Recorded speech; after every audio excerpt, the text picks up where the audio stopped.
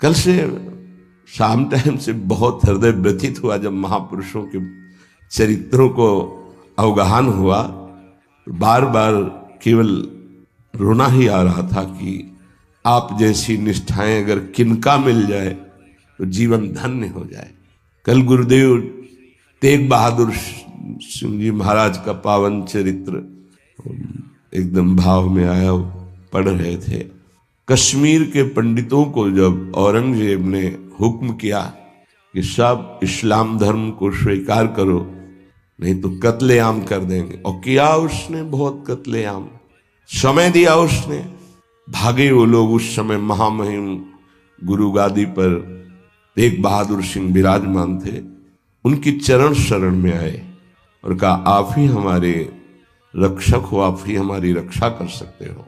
उन्होंने कहा जाओ और बादशाह से कह दो, पूरा चरित्र तो बड़ा है, कि अगर तेग बहादुर सिंह को इस्लाम स्वीकार करवा दो तो हम बिना किसी शर्त के सब कश्मीरी पंडित आपकी आज्ञा का पालन करेंगे। एक को परास्त कर दो तो हम सब परास्त ही हम स्वीकार कर लेंगे। फौरन उसने बहुत ही अन्य धर्मों की तरफ उसका नकारात्मक भाव था। उसने आदेश किया बंदी बना के तुरंत तेग बहादुर सिंह को दिल्ली में उपस्थित किया जाए। सैनिक गए। बल विक्रम गुरु गादी में प्रथम से चला आ रहा है। उनके पार्षद और उनकी सेना तेग बहादुर सिंह की स्पर्श नहीं करोगे। गुरु तेग बहादुर सिंह के सामने शर्त रखी कि बादशाह के सामने तुम चलते हो या तुम्हें बंदी बना के ले चले। उनका तुम चलो, हम सत्य पर चलने वाले हैं, हम स्वयं चल के आ जाएंगे, तुम्हें बंदी बनाने की जरूरत नहीं। बहुत ही नाम कीर्तन होते हुए, भगवत भक्ति का प्रचार करते हुए, खूब झूमते हुए पहुंचे। बादशाह ने तत्काल उनको काबू में किया। देखा कि अब वो तो अपने वैभव के साथ बंदी बना लिया और कहा हमारे धर्म को स्वीकार करो। तो उनका दुनिया में यदि एक ही धर्म चलाना होता तो भगवान ने अन्य धर्मों की स्थापना क्यों की? इसका मतलब है अपनी अपनी जगह अपने धर्म का पालन करना परम कर्तव्य है। तो तुम अपने धर्म में मुझे कैसे बदल सकते हो? तुम्हारी सामर्थ्य नहीं है।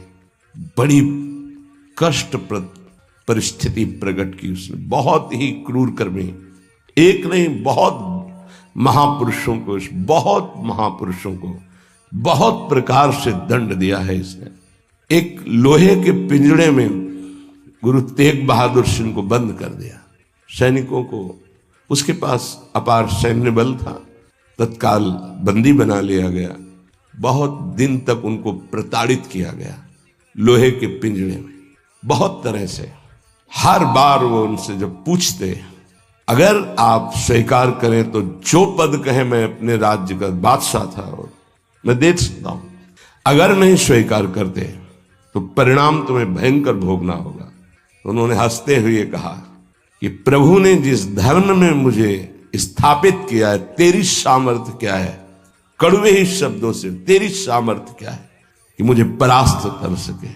और उस समय उन्होंने पद गाया, भाई मैं धनु पाइयो हरि नाम, मन मेरो धावन ते छूटियो, करी बैठो विश्राम। भाई मैं धनु पाइयो हरि नाम, माया ममता तन ते भागी, उपज्यो निर्मल ज्ञान। लोभ मोह यही परसि न साके, गही भगति भगवान। भाई मैं धन पाइयो हरि नाम। देखो, भीषण प्रताड़ना, कष्ट, मृत्यु भय उपस्थित, और वो गा रहे कि भाई मैंने हरिनाम रूपी परम धन पाया है। मन मेरो धावन्ते छूटियो, अब मेरा मन कहीं भाग कर नहीं जाता, दौड़ भाग खत्म हो चुकी है। करी बैठो विश्राम, अब तो नाम में विश्राम पा गया है। इस तन को पीड़ा पहुंचाई जा सकती, पर मेरा अब इस तन से कोई संबंध नहीं है, क्योंकि माया भाग गई है नाम के प्रभाव से। तन से कोई ममता नहीं रह गई। उपजियो निर्मल ज्ञान, इसी नाम के प्रभाव से निर्मल ज्ञान का प्रादुर्भाव हुआ है। लोभ मोह यही परसी न साके, गही भगति भगवान। कोई भी तुम प्रलोभन दो, हम मेरे मन को नहीं लुभायमान कर सकता, और कोई भी भय दो तो अब मेरे शरीर का मोह नहीं, क्योंकि मेरे हृदय में भगवान की भक्ति जागृत हो गई है। जन्म जन्म का संसार चूका, रतन नाम जब पाइया। तृष्णा सकल विनाशी मनते, निज सुख माहि समाइया। जन्म जन्म हो गए भटकते हुए, अब कोई संशय नहीं रहा। मुझे नाम रूपी रतन मिल गया, सब संशय खत्म हो चुके हैं। जीने की भी तृष्णा खत्म हो चुकी है, सकल वासना नष्ट हो चुकी है। मेरा मन निज सुख में समा गया है। जाको होत दयालु कृपा निधि, सो गोविंद गुण गावे। कहु नानक इह विधि को संपे, को गुरुमुखी पावे।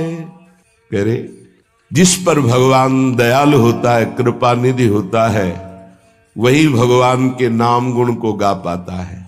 नानक साहब कहते हैं अब कोई संशय नहीं, कोई इच्छा नहीं, क्योंकि गुरु को समर्पित हो गया और गुरु मुख से नाम पा गया। ये बहुत बड़ी उपलब्धि है। अब इसका परिवर्तन नहीं हो सकता। कोई संशय नहीं रहा, कोई मोह ममता नहीं रही। हमारे हृदय में नाम विराजमान है। मेरा मन सुख सिंधु में समा गया है। हरि के नाम बिना दुख पावे, भगति बिना सहसा नहीं चूके। गुरु यह भेद बतावे, हरि के नाम बिना दुख पावे।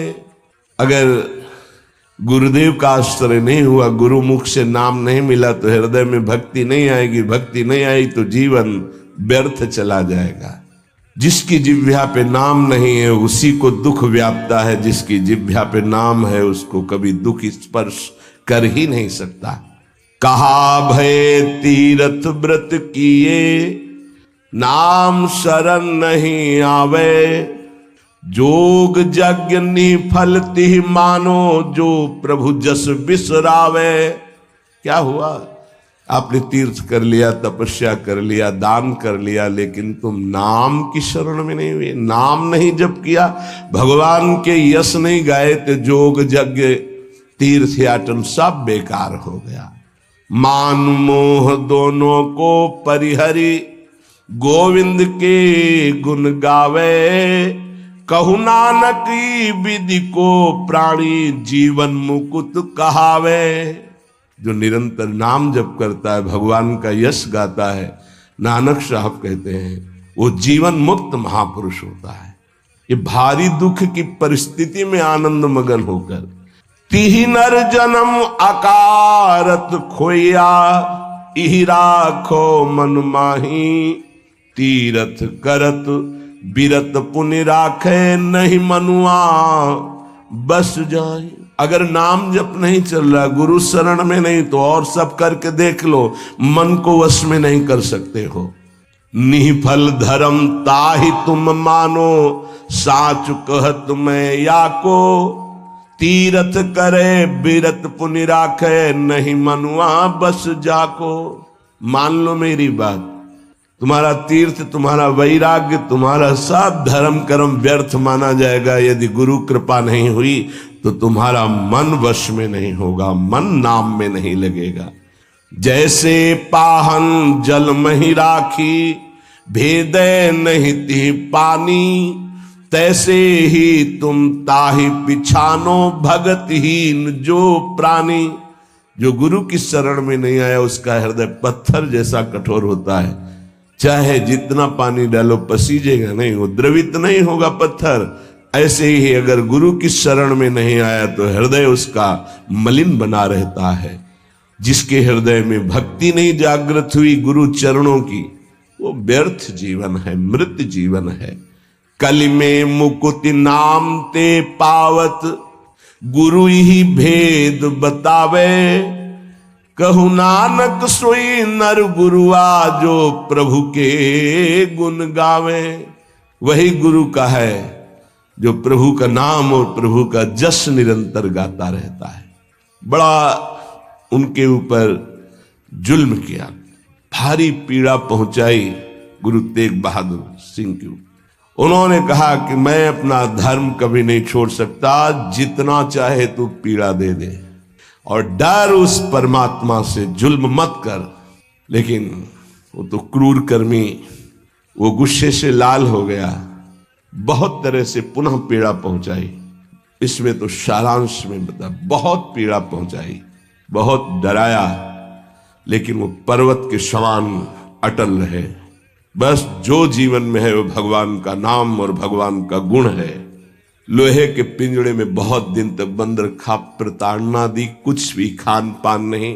जब देख लिया हार गया कि किसी भी तरह टूटने वाले नहीं, तो संवत 1732 विक्रम का दिन था, मार्गशीर्ष महीना। उनको पिंजड़े से निकलवाया और कहा तुम्हारी इच्छा क्या है अंतिम। उन्होंने स्नान की इच्छा जागृत की और एक बट वृक्ष था उसके नीचे बैठे और गुरु साहब का ध्यान करते हुए, जपुजी नाम का उनके यहाँ, उसका पाठ किया और ध्यानस्थ हो गए। उसी समय सैयद आदम शाह नाम के उन्हीं के पार्षद ने, जो औरंगजेब था, गर्दन उतार दी। तो इन महापुरुषों ने या और भी धर्मावलंबी महापुरुषों ने बहुत कष्ट सहे। सोचो जरा, अगर ऐसी थोड़ी सी भी बात प्रतिकूल हो जाती है तो भगवान पे संशय कर लेते हो। जरा इन गुरु साहब महापुरुषों की बात जरा ध्यान देकर देखो। अपने धर्म को नहीं त्यागा, भयानक पीड़ा पाई, ऐसे चमड़ी सहित बाल नोचवा लिए गए, तप्त कड़ाहे पे बैठाल कर ऊपर से चलती हुई तप्त बालू डाली गई, कीले ठोक दी गई, घाव के घाव अंगों में कर दिए गए। कभी आह नहीं, अपने धर्म से नहीं टूटे। बीच से आला चौराहे पर खड़े होकर के चलवा दिया गया, आला चलवा दिया, आराम आराम से, थोड़ा थोड़ा ऐसे रोक रोक करके, लेकिन शब्द है राम राम। जिस मार्ग में निकला गया है भगवत मार्ग, बहुत ही निष्ठापूर्वक इसका निर्वाह किया जाता है अपने धर्म का।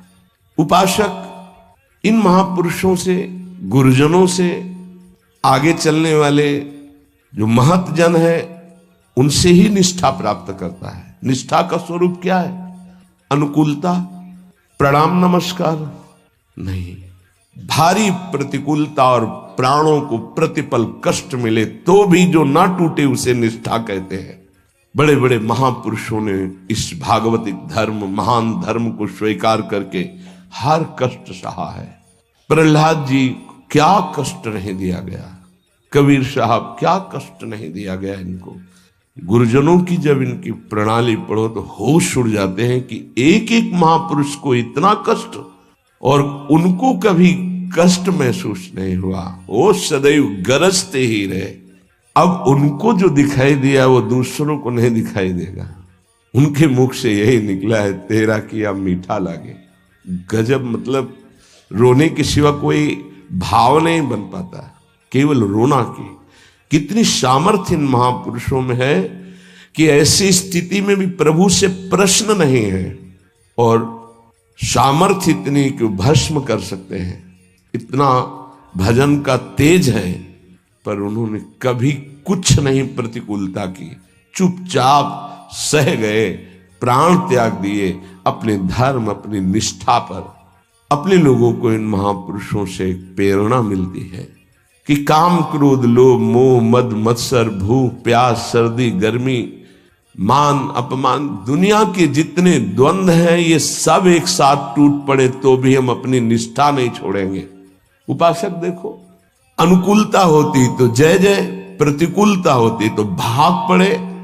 तुम कायर हो, भगवत मार्ग के शूरवीर थोड़ी हो, नाम जापक धर्मनिष्ठ उनकी जय जयकार की जाती है। आप अविनाशी भगवान के अंश हैं। ये शरीर छूटेगा आज, नहीं तो कल छूटेगा। अगर धर्म में छूटे तो इसकी जय जयकार है, और अगर भोगों में छूटे तो बहुत ही जीव सब छोड़ रहे हैं भोगों में। धर्म निष्ठा का तो जिनका हमने पद सुनाया था पलटू बाबा का, मची नाम की कीच, इनका ऐसा प्रभाव था कि जहां ये नाम उच्चारण करते रोए बिना कोई नहीं रह सकता था। ऐसी करुणा थी इनकी उच्चारण करने में। पर इनसे भी द्वेष करते थे लोग, इतना द्वेष किए कि एक दिन ये रात्रि में कुटिया में सो रहे थे, इनकी कुटिया में चारों तरफ से आग लगा दी। भौतिक शरीर तो वहीं दिखाई दिया, लेकिन भक्तों की मंडली सहित जगन्नाथपुरी में सुबह पाए गए।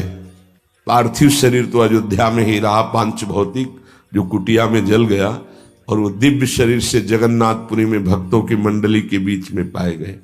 तो वहां उनसे पूछा कि आप अवध से कब आए, तो उन्होंने सुबह कहा कि आज ही रात्रि के आए। इतनी जल्दी कैसे आ गए? बोले अवधनाथ ने भेज दिया है। वहां पलटू नाम का एक जो शरीर था वो जल गया, तब पता चला कि दिव्य देह से भक्त मंडली में विराजमान है। ये निष्ठाएं ऐसे कोई थोड़ी कि जहां फूल माला चंदन इत्र खुशबू खान पान जय जयकार प्रणाम नमस्कार तो आप धर्मनिष्ठ है, और जहां प्रतिकूलता तो आप बदल गए, इसे निष्ठा नहीं कहते। जिस सर पर मनोपुष्प और दुग्ध का अभिषेक हुआ पूज्य पादुड़िया बाबा, उसी सर पर 6-6 इंच के गड़ा से चले ओम पधार गए। इतनी सुकोमल देह ठाकुर हरिदास जी की, महामंत्र जोर जोर से लाखों की संख्या में जपने वाले महापुरुष, 22 बाजारों में मार कोड़े जल्लादों ने खाल नोच ली, लेकिन हरि बोल के सिवा शब्द नहीं निकला। इसे कहते हैं निष्ठा। यहां जरा सी कामना पूर्ति नहीं हुई, भगवान पर श्रद्धा हो गई, ये कोई निष्ठावान है? ये निष्ठा कैसे जागृत होती? सिर्फ गुरु कृपा से। जहां गुरुजनों की महिमा पढ़ी तो गुरु कृपा से। गुरु कृपा का स्वरूप क्या है? जो नाम प्राप्त हुआ है यही गुरु कृपा है।